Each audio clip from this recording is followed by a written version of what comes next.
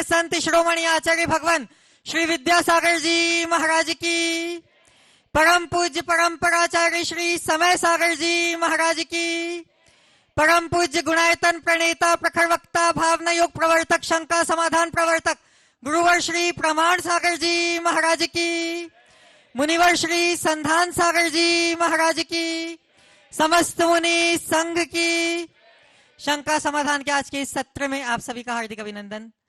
बंधुओं, जैसा कि आप सभी को विदित है कि परम पूज्य गुरुदेव जबलपुर से निरंतर विहार करते हुए छत्तीसगढ़ को पार करते हुए कल प्रातःकाल की बेला में झारखंड में प्रविष्ट हुए और आज झारखंड की सीमा में ही गुमला जिला में आज का यह शंका समाधान हो रहा है, जहां से आप शंका समाधान का लाभ ले रहे हैं। आज का यह सत्र प्रारंभ हो उससे पूर्व हम चलते हैं परम पूज्य गुरुदेव के श्री चरणों में और होते हैं नत इस भाव से कि हमारा जीवन भी बन सके समुन्नत। सभी लोग हाथ जोड़ेंगे, मस्तक झुकाएंगे और मेरे साथ बोलेंगे, हे गुरुदेव नमोस्तु नमोस्तु नमोस्तु। बंधुओं, जैसा कि आप सभी को पता है कि झारखंड में दिव्य यात्रा सिद्ध क्षेत्र तीर्थ शिरोमणि सम्मेद शिखर जी के लिए चल रही है और उससे पूर्व आगामी 28 मार्च को परम पूज्य गुरुदेव सत्संग का भव्य मंगल प्रवेश रांची नगर में होने जा रहा है, जहां पर हम सभी को 30 मार्च को परम पूज्य गुरुदेव सत्संग के सानिध्य में भगवान महावीर का जन्म कल्याणक बनाने का सौभाग्य प्राप्त होगा। भगवान महावीर का यह जन्म कल्याणक हम सबके लिए इसलिए भी विशेष है क्योंकि जगत कल्याणकर्ता परम पूज्य आचार्य भगवान ने अपने कल्याणी आशीर्वाद परम पूज्य गुरुदेव के रूप में हम सबको दिया था और इस वर्ष हम 39 परम पूज्य गुरुदेव का 39वां दीक्षा दिवस झारखंड की राजधानी रांची में बहुत उत्साह से मनाएंगे। आप सब भी परम पूज्य गुरुदेव की इस सुचिरकालीन साधना के प्रति अपनी श्रद्धा भक्ति समर्पण अर्पित करने अवश्य पधारें। इसी के साथ बंधुओं, हम सबको आशीर्वाद प्राप्त हो गया है सिद्ध क्षेत्र सम्मेद शिखर जी में आगामी आषाढ़ के अष्टानिका मास में, जो कि 21 जुलाई से प्रारंभ होने जा रही है, 108 मंडलीय संस्कृत का सिद्ध चक्र महामंडल विधान का, जिसमें एक एक मंत्र, प्रत्येक मंत्र परम पूज्य गुरुदेव के मुख से उच्चारण होंगे और हम सभी उन मंत्रों की सकारात्मकता से स्वयं को अभिषिक्त कर सकेंगे। एक मंडल की राशि 2 लाख रुपए निश्चित की गई है, जिसमें 8 लोगों की आवास, भोजन और पूजन संबंधी सभी सामग्रियों की सामग्री का निर्धारण किया गया है। आज का यह सत्र प्रारंभ हो उसके लिए हम चलते हैं परम पूज्य मुनिवर श्री संधान सागर जी महाराज के चरणों में और निवेदन करते हैं कि हे महाराज श्री, आपके माध्यम से अब प्रारंभ हो प्रश्नों का सिलसिला, ताकि हम सभी सीख सके जीवन जीने की कला। नमोस्तु महाराज जी। चलते हैं आज गुरु चरणों में अपन नमोस्तु करते हुए शंका समाधान के सत्र को प्रारंभ करें। और अपने बीच में आज हजारीबाग से गुणायतन ट्रस्टी संजय जी अजमेरा, प्रवीण जी लोहाड़िया गुणायतन ट्रस्टी, पवन जी और विकास जी छाबड़ा यहाँ पर उपस्थित हैं। गुरु चरणों में अपना प्रश्न वे करेंगे और उसके बाद में तैयार रहेंगे नितेश जैन रांची रामगढ़।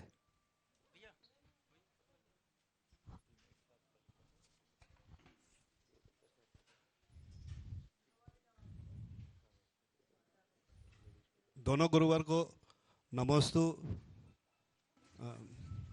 छुल्लक जी को इच्छामी। महाराज जी, हाँ बोलो। रिश्तों में गहराई और स्पष्टता लाने के लिए क्या करना चाहिए? रिश्तों में गहराई और स्पष्टता लाने के लिए क्या करना चाहिए? देखो, मेरे विचार से 4 बातें अपनानी चाहिए। अगर आप सच्चे अर्थों में रिश्तों को गहराई देना चाहते हैं तो चीज़ों की जगह भावनाओं की कदर करना सीखें। हम लोग भावनाओं को गौण कर देते हैं, चीज़ों को प्रमुखता देते हैं, ये हमारे संबंधों को बिगाड़ देते हैं। दूसरी बात, छोटी मोटी बातों को नज़रअंदाज करना सीखें। छोटी छोटी बातें जब पिंच कर जाती है, लोग प्रतिक्रियाएं करना शुरू करते हैं और उससे हमारे रिश्तों में खटास आते हैं। यदि हमने चीज़ों को नज़रअंदाज करना शुरू कर दिया तो फिर ये समस्या नहीं आती। तीसरी बात, रिश्तों में अपने अहम को आड़े ना आने दें। जहाँ हमारे रिश्तों में रुकावट आ रही हो, बाधा आ रही, वहाँ अपने अहम को तिलांजलि दे दें। और चौथी बात, स्वार्थ को रिश्तों पर हावी ना होने दें। यदि ये चारों बातें हम ध्यान में रखें तो मैं समझता हूँ हमारे रिश्तों में गहराई भी होगी और स्पष्टता। नमस्ते। अगला प्रश्न करें नितेश जी जैन। प्रवीण भी पूछेगा। हाँ, प्रवीण जी वे भी अपना प्रश्न गुरु चरणों में करें। हजारी बात। महाराज जी, जीवन में दान पुण्य करना क्यों जरूरी है और आने वाली पीढ़ी को इसके लिए प्रेरणा कैसे दें? बहुत अच्छे भाव से आपने सवाल किया। एक बार मुझसे किसी ने कहा, महाराज जी दान करना क्यों जरूरी? मैंने कहा, आप स्नान क्यों करते हो? भले इसलिए कि शरीर में मल लग जाए तो उसे साफ करने के लिए स्नान करते हैं। तो हमने कहा जैसे तन के मन को मल को साफ करने के लिए स्नान करते हैं, वैसे ही मन के मल को दूर करने के लिए दान करो। महाराज दान से हमारा मैल दूर कैसे होगा? पहले समझो। आप धन अर्जित करते हो तो कैसे करते हो? धन अर्जन अपने आप हो जाता है क्या? दुकान में बैठते हुए क्या करते हो? सटकाए जीवों की विराधना होती कि नहीं? प्रत्यक्ष अप्रत्यक्ष रूप से ही हिंसा तो होती। तज्जन्य पाप के भागी कौन है? जो धन अर्जन कर रहा है। तुम्हारे द्वारा अर्जित धन तुम्हें दिखाई पड़ता है, पर उसके साथ आने वाला पाप तुम्हें नजर नहीं आता। तो अर्जित धन के साथ आने वाले पाप को भी देखे तो चीजें अपने आप स्पष्ट हो जाती है। तो जो पाप अर्जित हुआ है, उस अर्जित पाप का दान करने से प्रक्षालन होता है। कैसे होता है? दान करने से दो चीजें बढ़ती है। एक तो धन का अभिमान खत्म होता है, आसक्ति मिटती है। दूसरी बात, हृदय में उदारता आती है। ये अंदर की अभिमान को मिटाने की परिणति और उदारता हमारे आप अपने आप को अंदर से निर्मल बनाती, मन को मजबूत बनाती है। हमारे पापों का प्रक्षालन होता है, परोपकार का भाव उससे जगता है। इसलिए अपने द्वारा अर्जित पापों के प्रक्षालन के लिए दान जरूर करना चाहिए। ओम। नितेश जी जैन, रांची, रामगढ़। और तैयार रहेंगे राजीव निशानी में गाथा जैन, गोमिया। गुरुदेव को नमोस्तु नमोस्तु नमोस्तु। आज के यूथ को अपॉर्चुनिटीज़ बहुत ज़्यादा है और काम में बहुत व्यस्त भी रहते हैं। बहुत सारी तरह के उनके पास काम रहते हैं और उससे या उससे काफ़ी ज़्यादा लाइफ में डिस्ट्रैक्शंस भी हैं। फिर से बोलना।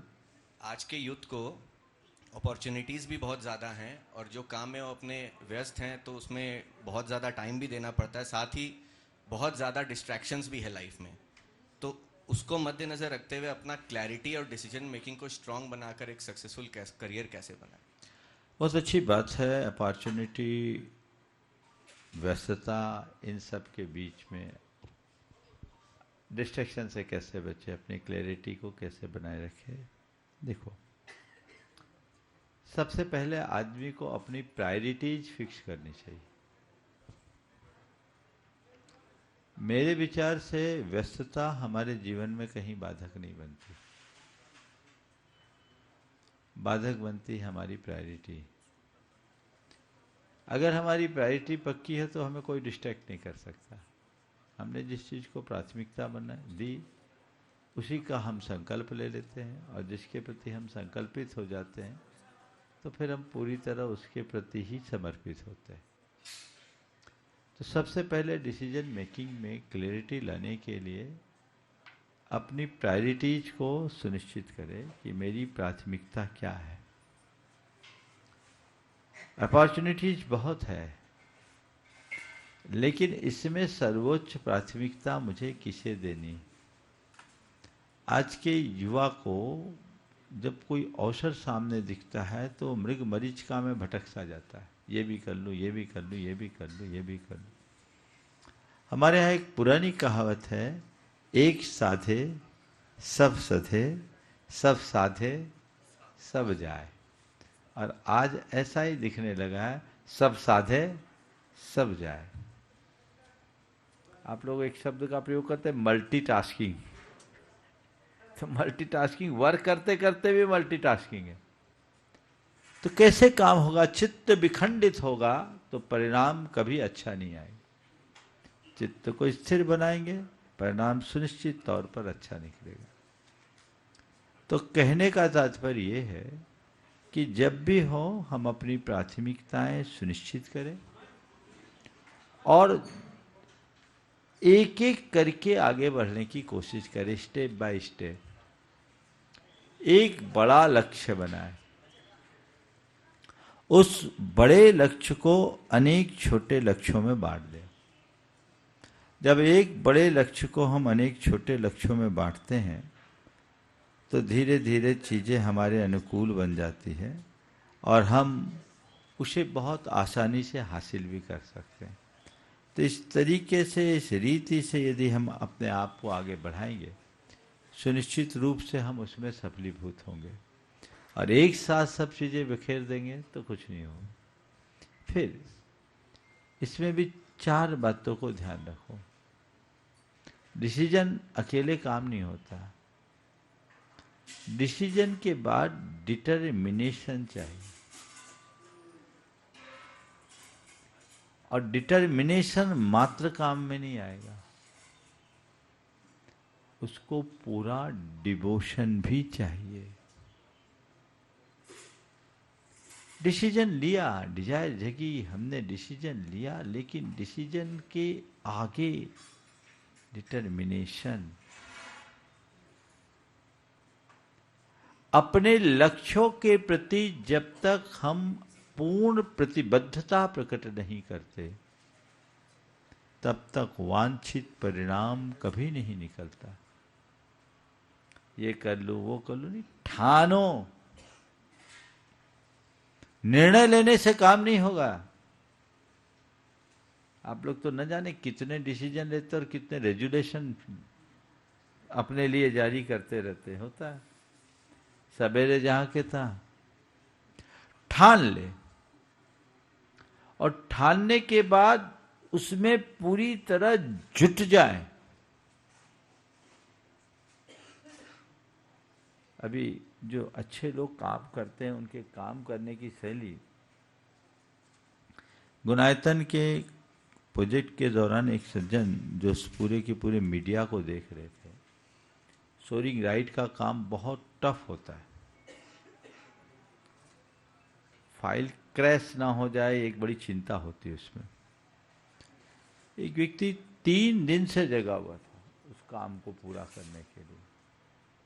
जो उस काम को मूल उसके जो डायरेक्टर थे, और क्या कहा, इस काम को पूरा करके ही दम लेंगे। सारे फोन फान सब एक तरफ। तो बड़े, और उन्हें कर लिया, सफलता मिल गई। चिंता हो रही थी कहीं क्रैश ना हो जाए। तो चीजें तब होती है जब हम उसको ठानते हैं और ठान करके एकदम तन्मय हो जाते हैं। इस तरीके से काम करो, कम निर्णय लो, और अपने निर्णय को जब तक सार्थक न बनाओ तब तक शांत मत बैठो। रोज रोज निर्णय लो, और रोज रोज निर्णय बदलो तो कहीं के नहीं रहो। ठोस निर्णय लो, सार्थक परिणाम जगाओ, तब कुछ हासिल हो। राजीव निशानी में गाथा जैन गोमी अपने बीच में गुरु चरणों में अपना प्रश्न करेंगे और तैयार रहेगी। जीतो रांची के सभी मेंबर्स एक साथ तैयार रहेंगे, एक प्रश्न गुरु चरणों में करेंगे। नमोस्तु महाराज जी। महाराज जी, हम देखते हैं कि हमारे जैनिज्म में त्याग को बहुत महत्वपूर्ण भूमिका मिली हुई है। अक्सर हम आलू प्याज लहसुन जंक फूड का त्याग कर देते हैं, लेकिन हम अपने भावों को, जैसे गुस्सा, झूठ, अहंकार, इन सभी का त्याग नहीं कर पाते। ऐसा क्यों? देखो, निश्चित रूप से केवल बाहर की चीजों को छोड़ने से कुछ नहीं होता जब तक हम अपने भीतर परिवर्तन नहीं करते। हमें अपने भीतर भी परिवर्तन करना चाहिए, सत्य है। लेकिन एक बात ध्यान रखना, चीज़ों को छोड़ा जा सकता है, भावों को छोड़ा नहीं जाता। हम खाना छोड़ सकते हैं, पीना छोड़ सकते हैं, पहनने का नियम ले सकते हैं, पर गुस्सा त्यागा नहीं जाता। भावों को छोड़ा नहीं जा सकता, भावों को मोड़ा जाता है। समझ गए? क्रोध को त्याग दूं संभव ही नहीं है। हाँ, क्रोध को मोड़कर क्रोध को साहस में परिवर्तित कर सकते हैं और क्रोध का शोधन कर उसे क्षमा में बदल सकते हैं, घृणा को प्रेम में परिवर्तित कर सकते हैं।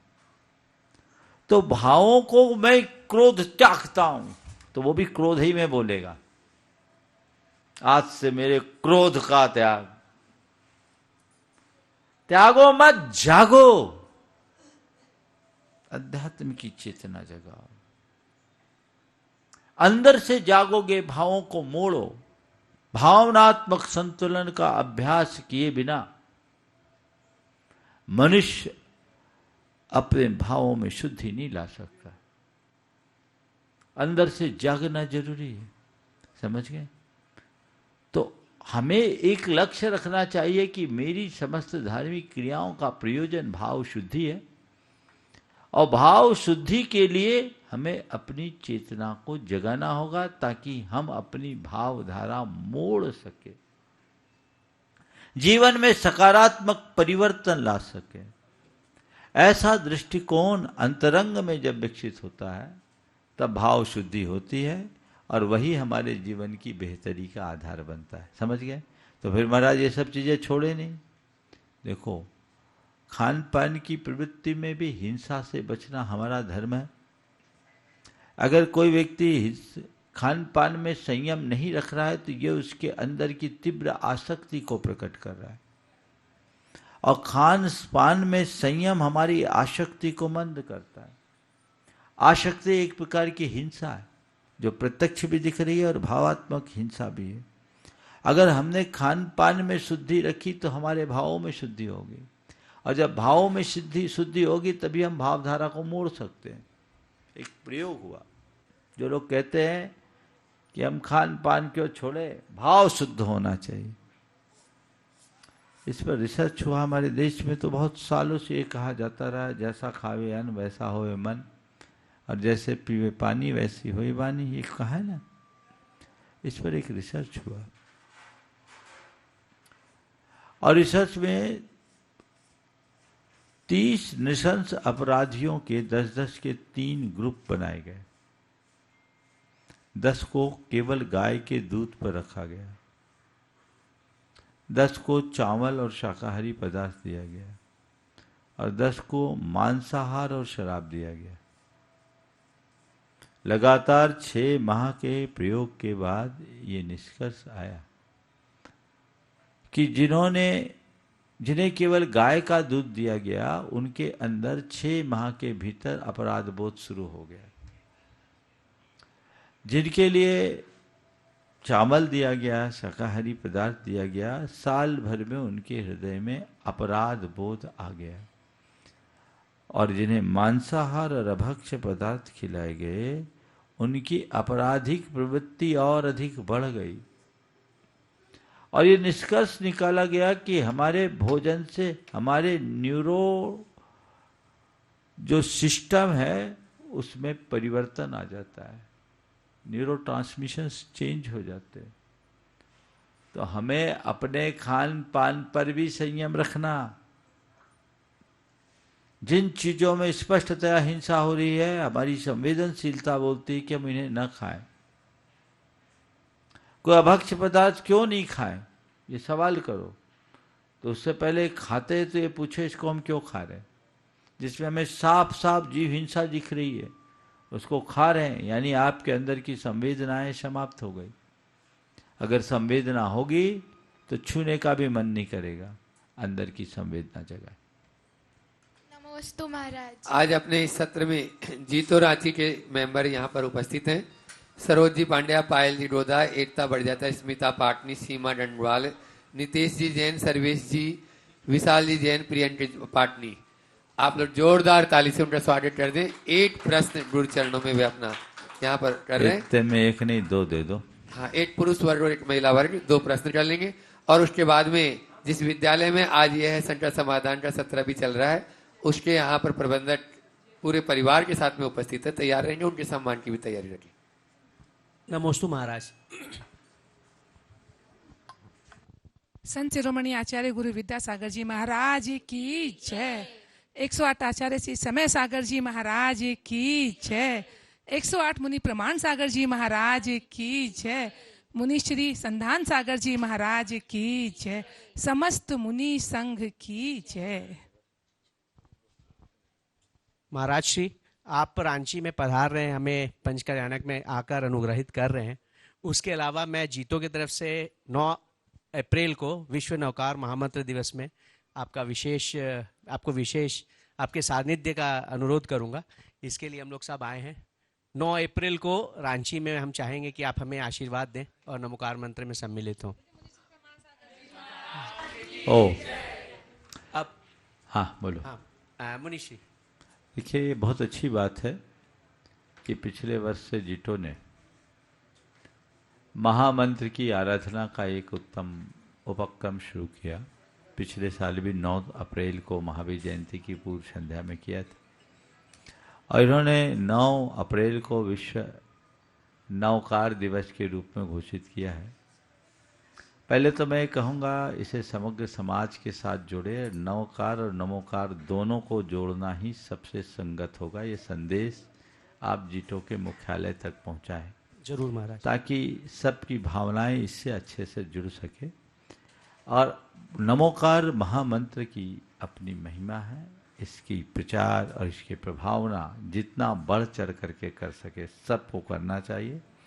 पिछले वर्ष भी वैश्विक स्तर पर यह संपन्न किया गया। इस वर्ष और अधिक उत्साह से करना चाहिए। मैं तो चाहता हूँ हर व्यक्ति के कंठ में नमोकार आ जाए, और नमोकार आएगा तो उसके जीवन की शुद्धि सुनिश्चित होगी। ऐसा प्रयास सबको करना चाहिए। सबको आशीर्वाद। आपका आशीर्वाद। हमारा, हम रांची में रहेंगे तो जरूर सानिध्य मिलेगा। अच्छा महाराज श्री, एक प्रश्न मैं करना चाहूँगा।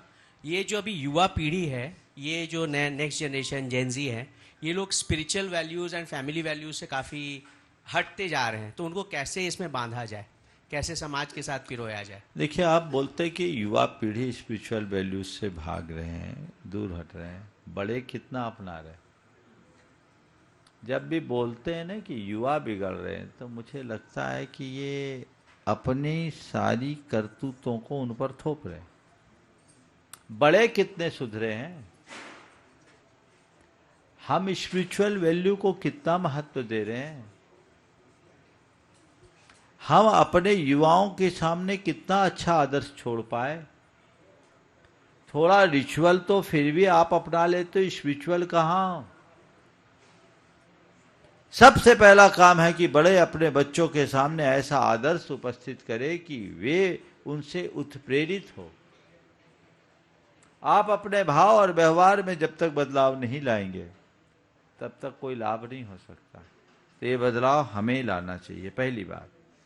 फिर रिचुअल, बच्चों को केवल रिचुअल से मत जोड़िए, उनको स्पिरिचुअल से जोड़िए। उनकी चेतना को जगाइए, उनके मनोवृत्ति को समझते हुए हमें अपनी बात सिखानी होगी। बहुत बड़ा बदलाव आया है पीढ़ियों में। हम आपकी पीढ़ी में अगर माता पिता ने कुछ कह दिया तो हम उनकी बात को बिना ना नुच के स्वीकार कर लेते थे, या करना पड़ती थी। वो हाँ कहे तो, और मन में हो तो, और ना हो तो। लेकिन अब वो सिस्टम नहीं है। अब तो बच्चा ही माँ बाप को राय देना शुरू कर दिया, और सीधा। तो इस परिस्थिति में जो ये बदलाव है, इस बदलाव को समझते हुए, बच्चों की मनोवृत्ति को पहचानते हुए, उनके हृदय में हमें धर्म की भावना जगानी चाहिए। जब हम उनके हृदय में धर्म की भावना जगाएंगे, तब कहीं जाकर हम उनको मोड़ पाएंगे। हम लोग धर्म के साथ जुड़ने के संदर्भ में उनसे क्या कहते ज़्यादा से ज़्यादा, ये कर लो, वो कर लो, ऐसा कर लो, वैसा कर लो। क्यों कर लो, और ऐसा हमें क्यों करना चाहिए, उसका इम्पैक्ट क्या है, ये हमें बताना बहुत जरूरी है। हम तकनीकी युग में जी रहे हैं। इस दौर में हम बच्चों को बताएं कि अपना इमोशनल बैलेंस कितना आवश्यक है। अपने जीवन को स्मूथ बनाने के लिए हमें धर्म से जुड़ने का क्या लाभ है। जीवन में आने वाले अप डाउन्स में स्टेबल कैसे बने, स्टेबिलिटी कैसे लाए, ये हम समझाएं। और आज का बच्चा धर्म की बात को कम, मैनेजमेंट की बात को ज्यादा समझता है।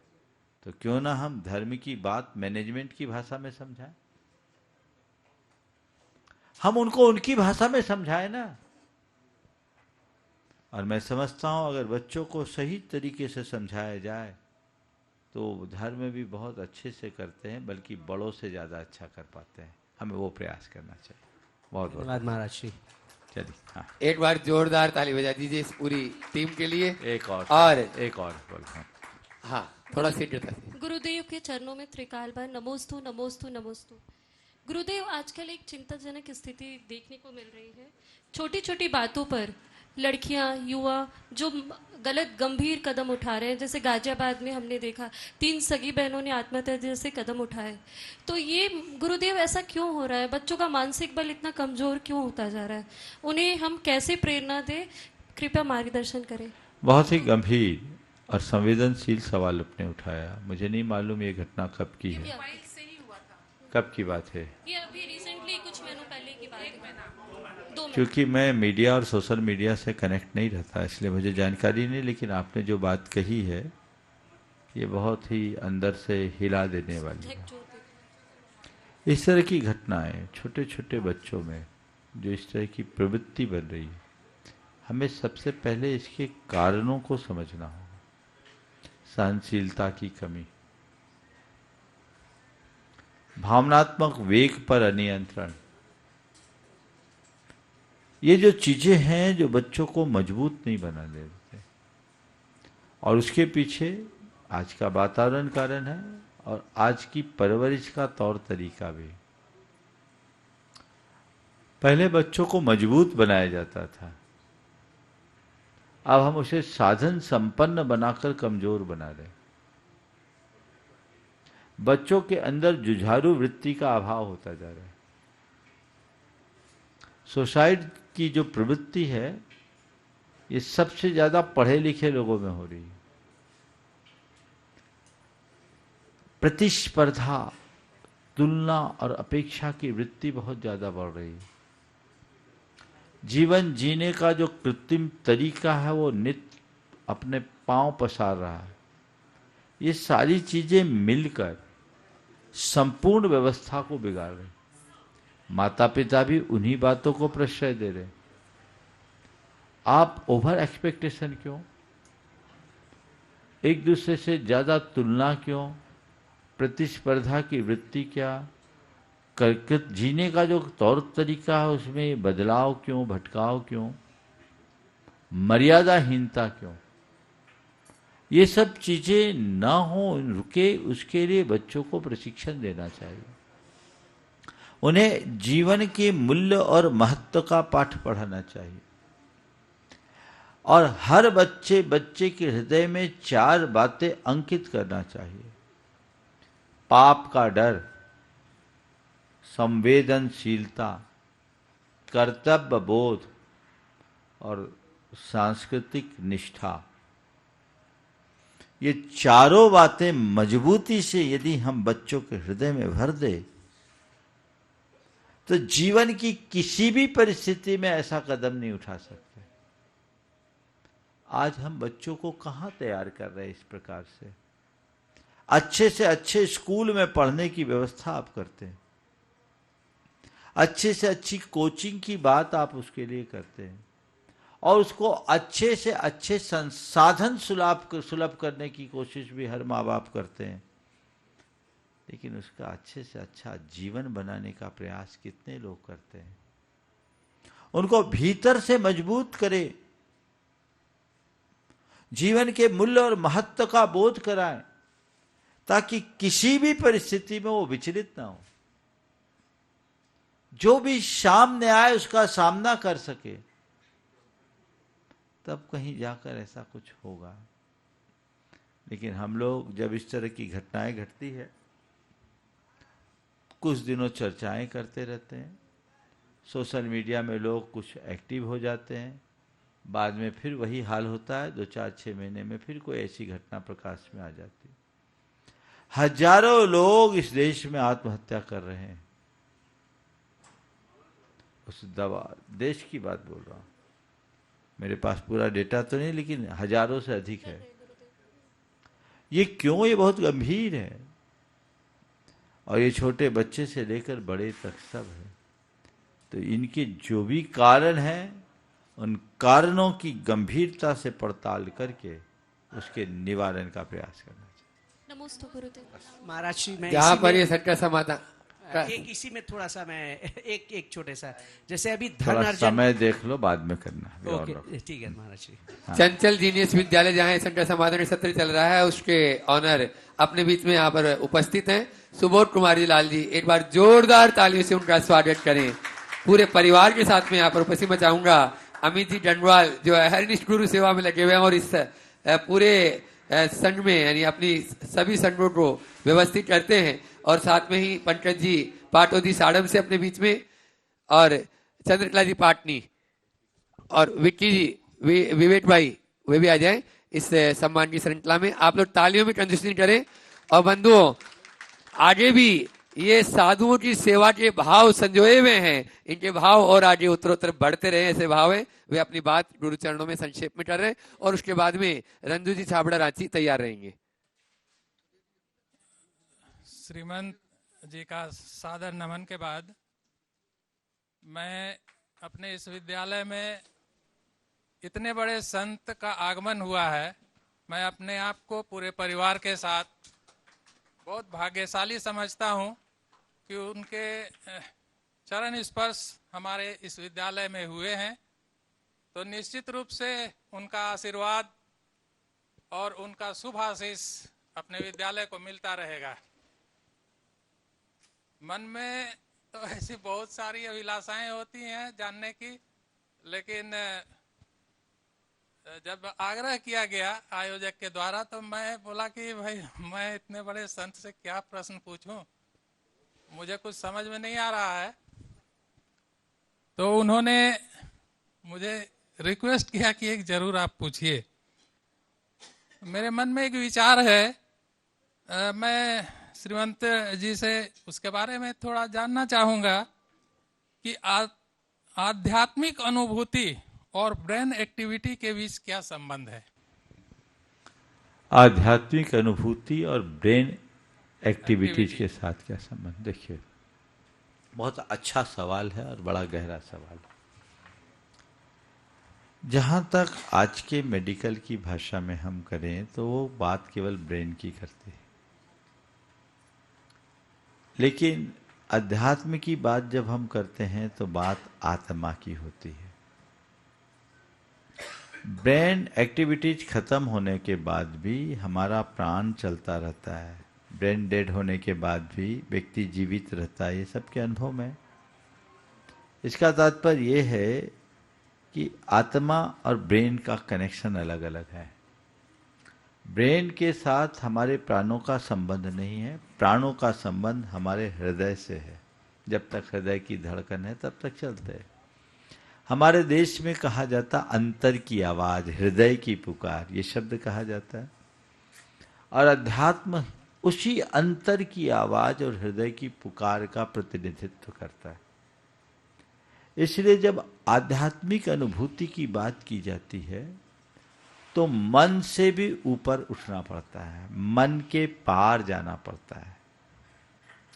जो पूरी तरह मन को जीत लेते हैं, मन से ऊपर उठते हैं, वे परम अध्यात्म को प्राप्त करते हैं। वो परम ज्ञान की परिणति है।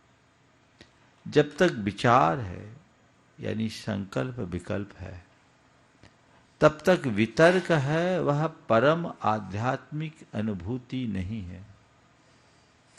अध्यात्म की परम अनुभूति निर्विचार दशा में है, जहां केवल जानने और देखने रूप परिणति, शुद्ध तत्व पर केवल स्थिरता का नाम अध्यात्म है।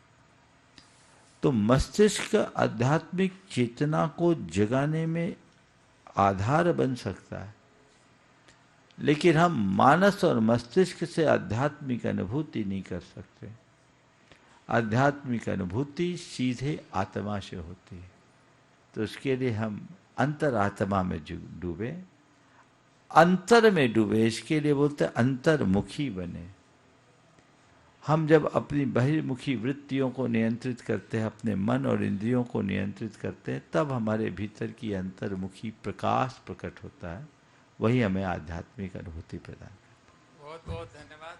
इतने सरल शब्दों में मेरे मन को छू लेने के लिए बहुत बहुत धन्यवाद। रंजू जी छावड़ा रांची गुरु चरणों में अपना प्रश्न कर रहे हैं और तैयारी सपना जी काला टुनकुरी।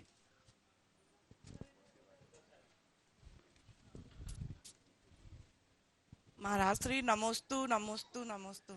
महाराज श्री मंदिर के द्रव को अपन पशु पक्षियों में उपयोग करते हैं, तो जैसे चांदी की लौंग, बादाम, नारियल ये सब चढ़ाते हैं। ये तो सवाल रांची में पूछना ना, एक साथ बताएंगे। चलो।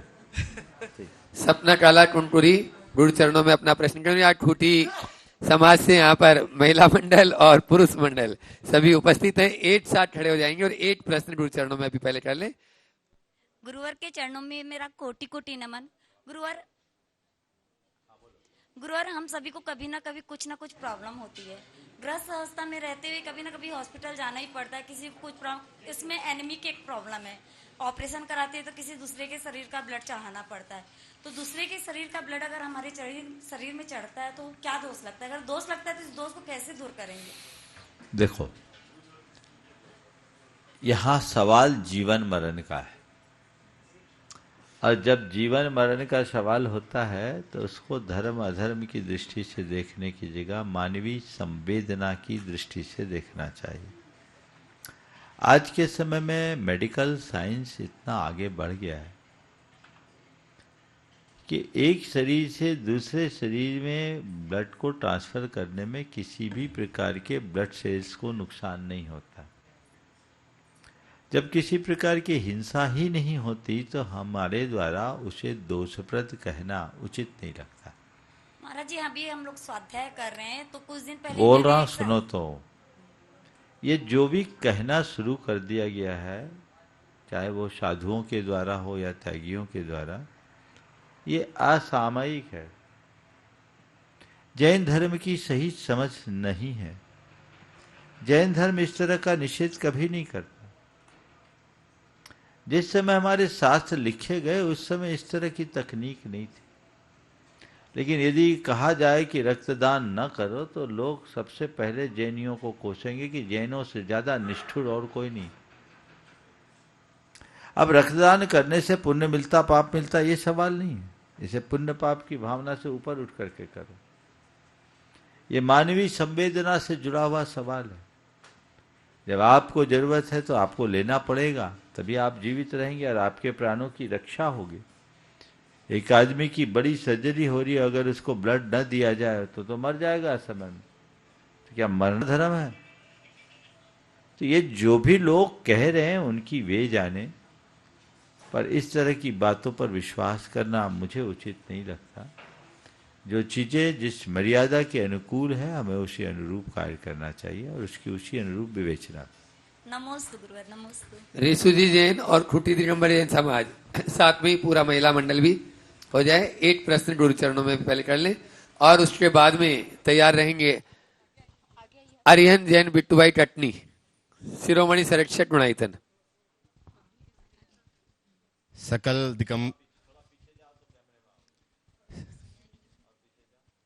सकल दिगंबर जैन समाज खूटी की ओर से दोनों महाराज श्री के चरणों में त्रय बार नमोस्तु नमोस्तु नमोस्तु।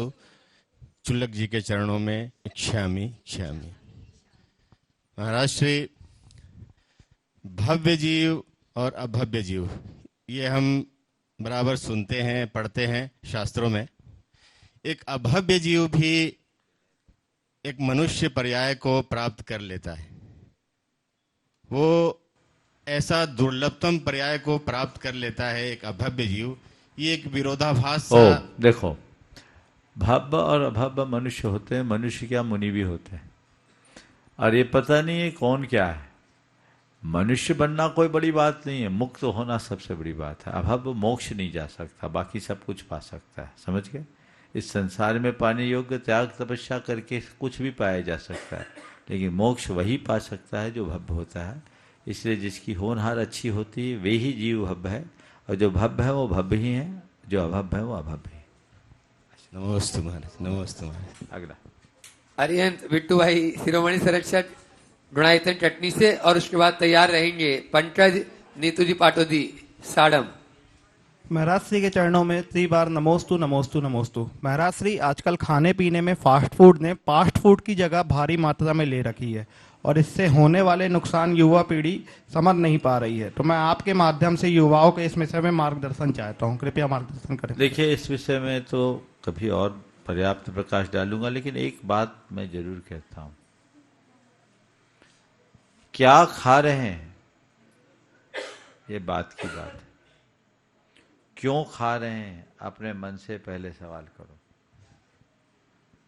आप जो भी खा रहे हैं, क्या खाना आपकी चॉइस हो सकती है, पर क्यों खाना ये आपका विवेक है। अगर विवेक जग जाएगा तो फिर आपको बताना नहीं पड़ेगा क्या खाना, कब खाना, कैसे खाना, कितना खाना। सबसे बड़ी विडंबना यह है कि लोगों को खाने का प्रयोजन ही आज दिमाग से हट गया। खाने के लिए खा रहे, ये 50 बीमारियों को जन्म दे रहा है। मोटापा सब बीमारियों की जड़ है, और उसकी जड़ है फास्ट फूड। पश्चिम में तो फास्ट फूड के विरुद्ध अभियान चल रहा है, और दुर्भाग्य है कि भारत में लोग फास्ट फूड की ओर बढ़ रहे हैं। अब हमारे परंपरागत मिष्ठान और व्यंजन तो एक तरफ हो गए, सबको सवेरे से पास्ता, बर्गर, पिज्जा और क्या क्या है आप जाने। ये चीजें कतई हमारे सेहत के अनुकूल नहीं। लोगों को खाने के साथ साथ ये देखना चाहिए कि मेरा खाना ऐसा हो जो आसानी से पच जाए, और उससे मैं ऊर्जावान बनकर अच्छा कर सकूं, ज्यादा अच्छा काम कर सकूं। ज्यादा खाने वाले लोग बीमार होते हैं, और सही खाने वाले लोग स्वस्थ होते हैं। तो हम क्यों खाएं इस पर विचार करें। तो क्या खाएं ये कहने की जरूरत नहीं पड़ेगी, किसी दिन मैं इस पर विस्तार से चर्चा करूंगा। आज तुमने रास्ते में भी निवेदन किया था, मैं सोच रहा हूं इसमें पर्याप्त प्रकाश इस पर डालने की आवश्यकता है, और लोगों को, खासकर नई पीढ़ी को इस पर गंभीरता से विचार करना है। बच्चों के लिए भी आज कुरकुरे वगैरह जो चीज़ें खाने में जा रहे हैं वो पूरे पेट के सिस्टम को बिगाड़ रहे हैं। खाने के प्रति जागरूकता बहुत बड़ी ज़रूरत है, क्योंकि जिस तरीके से बीमारियां आज लोगों को जकड़ रही है, खान पान की शुद्धि के अभाव में उससे बचना मुश्किल है। नमोस्तु महाराज श्री।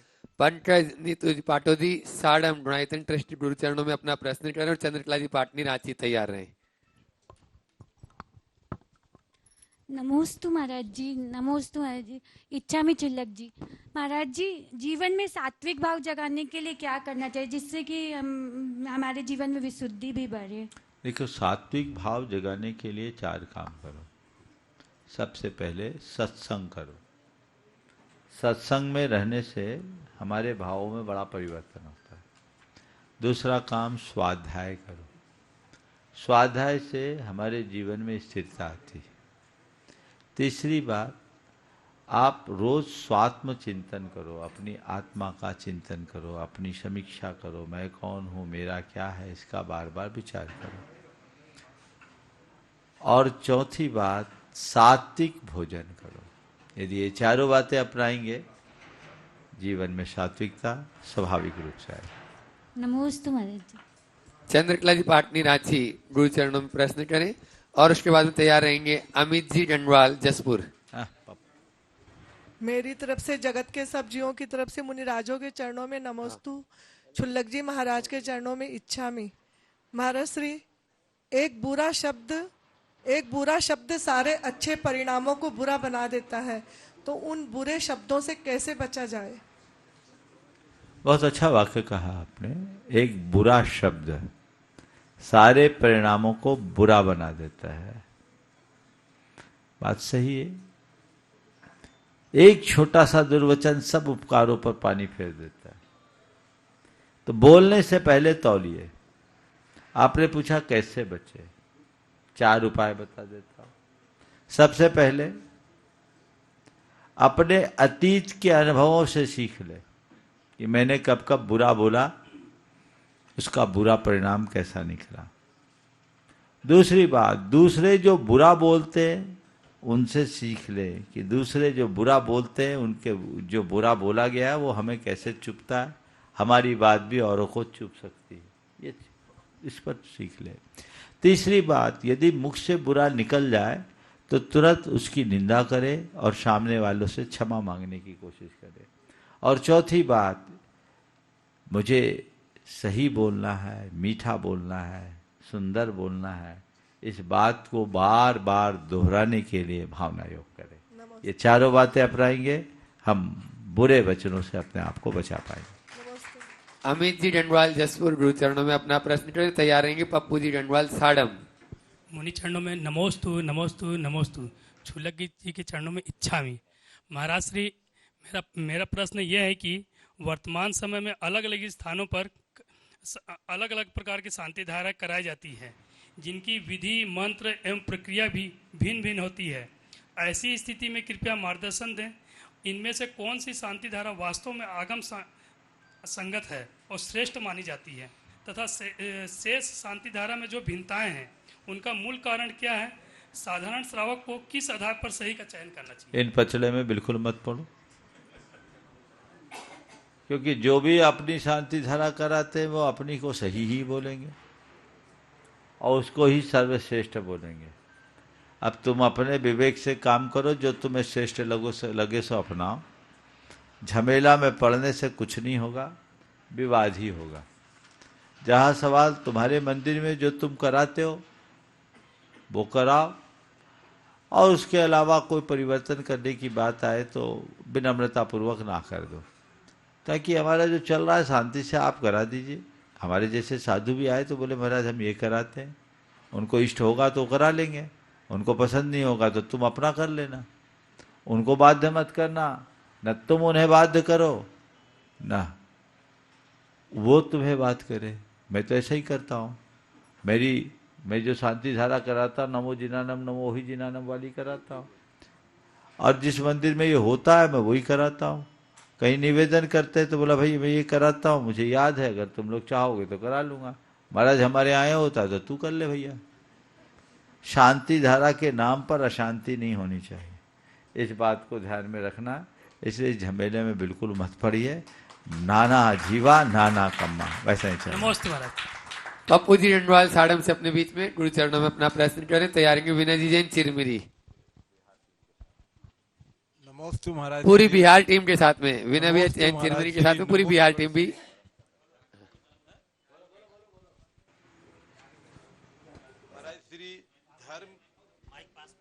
महाराज श्री, धर्म की परिभाषा क्या है?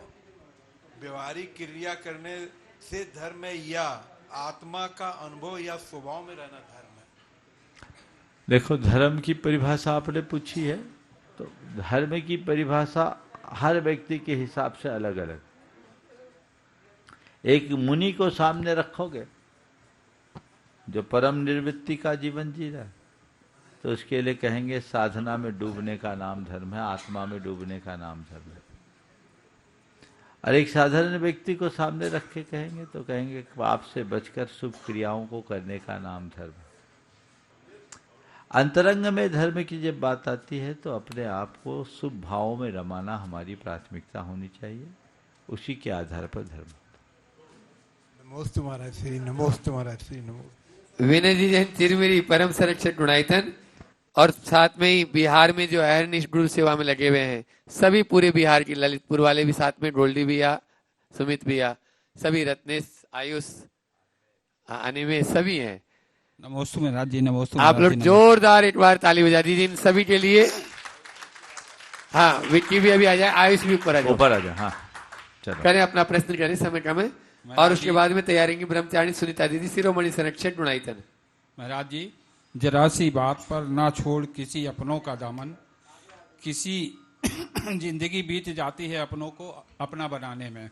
अब मेरा प्रश्न है महाराज जी, क्या हमारे जीवन में आने वाले लोग हमारे पिछले कर्मों का परिणाम हैं? हम अपनों के साथ अपने कर्मों का हिसाब सुखद तरीके से कैसे करें? हमारी जिंदगी में आने वाले लोग क्या पिछले कर्मों के परिणाम हैं? हम अपनों के साथ हाँ, सुखद तरीके से उन्हें पूरा कैसे करें? अपनों के साथ को सुखद तरीके से पूरा कैसे करें? देखो, निश्चित रूप से हमारे साथ जो भी लोग जुड़े हैं एक निमित्त नैमित्तिक संबंध है। इनमें पिछले कर्म भी हो सकते हैं, वर्तमान का संपर्क भी हो सकता है, दोनों चीज़ें साथ साथ चलती हैं। तो ये चीज़ें हैं। आपने पूछा इन्हें हम सुखद कैसे बनाएं? अगर हम अपने संबंधों को सरस और मधुर बना ले तो सब चीज़ें सुखद होगी। अगर हमारे संबंध खटास भरे होंगे तो चीज़ें बिगड़ जाती, इसलिए संबंधों को सही बनाने का प्रयास करें। गोल्डी को भी पूछना है। हाँ, गोल्डी पूछेगा। हाँ, गोल्डी। गुरुदेव के चरणों में त्रिवार नमोस्तु नमोस्तु नमोस्तु। महाराज श्री, दूसरों की भलाई करने के लिए अपने सुख का त्याग करना, क्या ये सच्ची सेवा है? बिल्कुल। दूसरों के हितों के लिए जो अपने सुखों का त्याग कर देता है वो मनुष्य नहीं देवता कहलाता है। अगर अपने अंदर देव भाव जगाना है तो औरों के हितों के लिए अपने हितों का त्याग करने का अभ्यासी बन। नमस्ते। सुमित को भी पूछना है। हाँ, दो है महाराज जी। हाँ, नमोस्तु महाराज जी। पहली बार तो सवाल कर रहा है। एक बार इस युवा का भी जोरदार अभिनंदन कर दे, निरंतर व्यवहार में अपनी सहभागिता दे रहा। हाँ, बोलो। महाराज जी कहते हैं समय का पहिया घूमता रहता है। आज हम इतने आधुनिक हो गए हैं महाराज जी कि कभी कभी परिस्थितियां हमें पुरानी चीजों की ओर लौटा देती है। जैसे आज गैस के अभाव में फिर मिट्टी के बिन बने हुए चूल्हे और लकड़ी का उपयोग हो रहा है। महाराज जी, इससे ये पता चलता है कि हर एक चीज की कीमत और उसकी महत्व अपने जगह और हमेशा वो वर्तमान में हमेशा रहती है। बिल्कुल सही बात कही है। और मैं तो कहूँगा कि इन सब के साथ प्रकृति का मूल्य कभी कम नहीं होता। प्रकृति की व्यवस्था को बना कर रखना चाहिए और प्रकृति के साथ चलना चाहिए। ये चीज़ें हमें सिखा देती है। बहुत सुंदर। नमस्ते महाराज जी। ब्रह्मचारी सुनीता दीदी मासा शिरोमणि सरस्वती डुनाइतर और अपने बीच में एसडीएम साहब यहाँ पर मैं देख रहा हूँ उपस्थित हो चुके हैं। हाँ, विद्याभूषण जी आ जाए पूरी टीम के साथ में। वे गुरुवर के चरणों में नमोस्तु, मुनिवर के चरणों में नमोस्तु, छुल्लक जी के चरणों में इच्छा में। महाराज जी, हम लोग एक प्रभावना का अंग मानते हैं और प्रभावना की दृष्टि से जो हम लोग मोबाइल में मैसेज आते हैं, अब वो इतना मोबाइल में भर के तो रख नहीं सकते हैं। अब उसको बार बार हम टुक टुक करके उसको डिलीट करते हैं।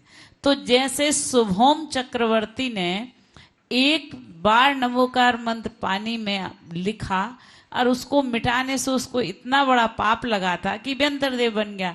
तो अब हम लोग इस मोबाइल को चलाएं या नहीं चलाएं या सोशल मीडिया पे कैसे प्रभाव न करें? देखिए, बहुत अच्छी बात आपने की है।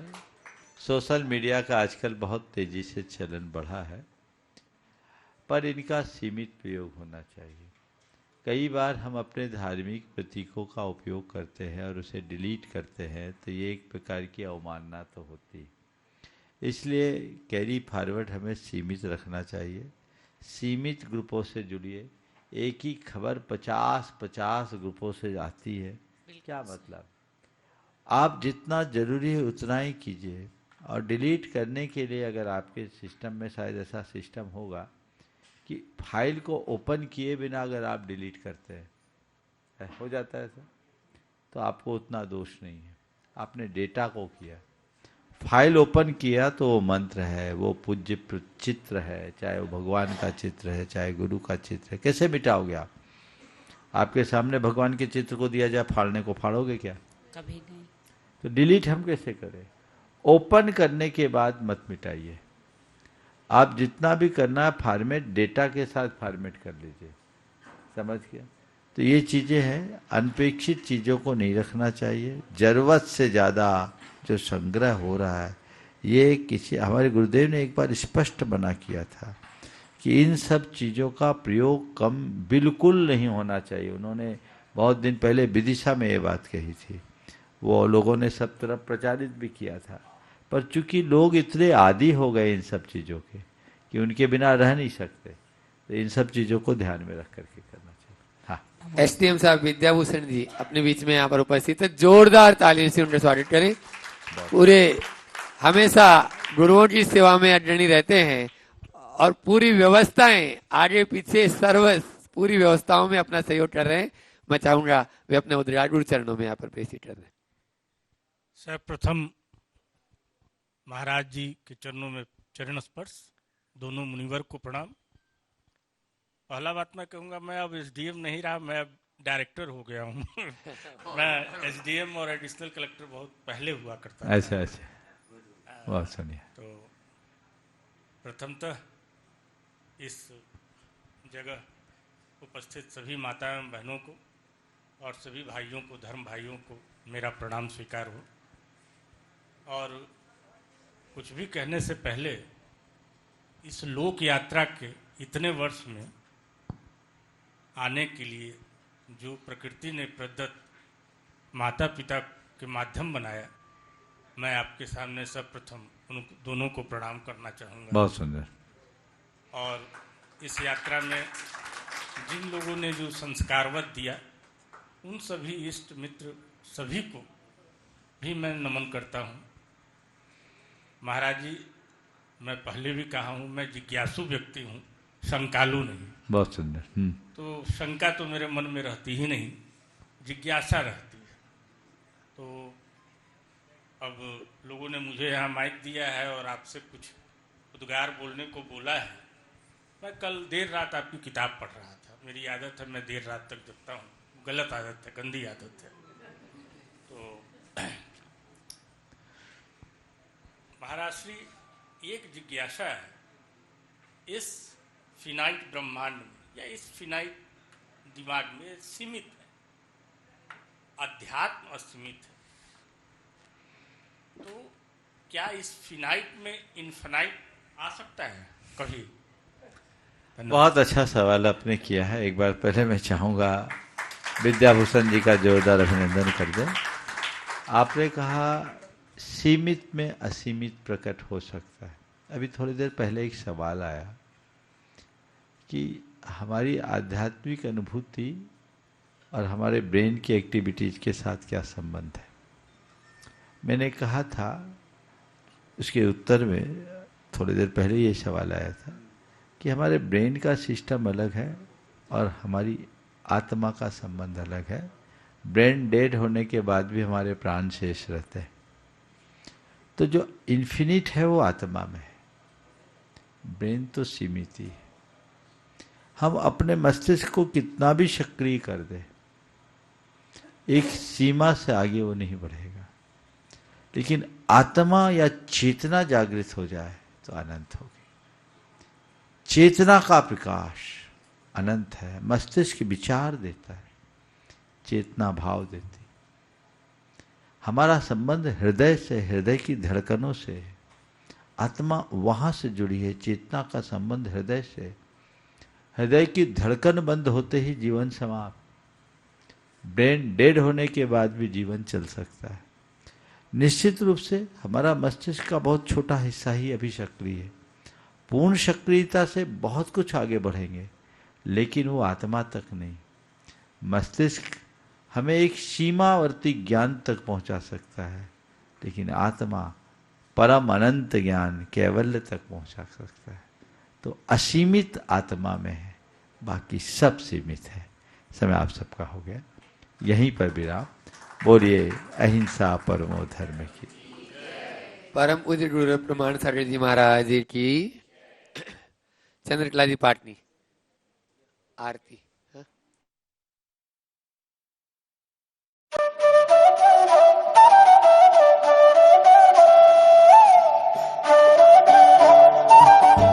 अगर शांत नहीं है जीवन, विचलित हो रहा है ये मन, धार्मिक एवं लौकिक जीवन के उठ रहे हैं अनेक प्रश्न, तो ऐसी शंकाओं का पल भर में मिलता है जहां समाधान। वो ही तो है गुरुदेव सुधा सागर जी का जिज्ञासा समाधान। हमारी उम्मीदें यही है कि दुनिया सुधर जाए, पड़ोसी सुधर जाए, कोई नहीं सुधरेगा। और जितना तुमने कल कहा था ना, तुम जितना जिसको सुधारोगे वो उतना ही बिगड़ेगा। ये दुनिया जिद्दी है। कुछ लोग ऐसे जिद्दी होते हैं जिनको कहो कि मंदिर जाओ तो बोले नहीं जाऊंगा। तुमने कहा क्यों? किसी ने कहा गुटखा मत खाना, अब तो खाऊंगा, तुमने मना क्यों किया? ऐसे जिद्दी लोग होते हैं। मना क्यों किया तुमने? अब तो मैं खाऊंगा। तो इसी प्रकार ये सृष्टि बहुत जिद्दी है। संत शिरोमणि आचार्य श्री 108 विद्यासागर जी महाराज के परम प्रभावक शिष्य निर्यापक श्रमण मुनि पुंगव श्री 108 सुधा सागर जी महाराज का बहुचर्चित कार्यक्रम जिज्ञासा समाधान देखिए विशेष प्रसारण प्रतिदिन सायं 6 बजे सिर्फ आदिनाथ टीवी चैनल पर। घर बैठे ही जिन धर्म, जिन आगम और जिन मंदिरों की यात्रा करा रहे हैं, सत्य अहिंसा रूपी मौलिक सिद्धांतों को जन जन तक पहुंचा रहे हैं, आदिनाथ टीवी चैनल अनादि से अनंत की धर्म यात्रा अब उपलब्ध है।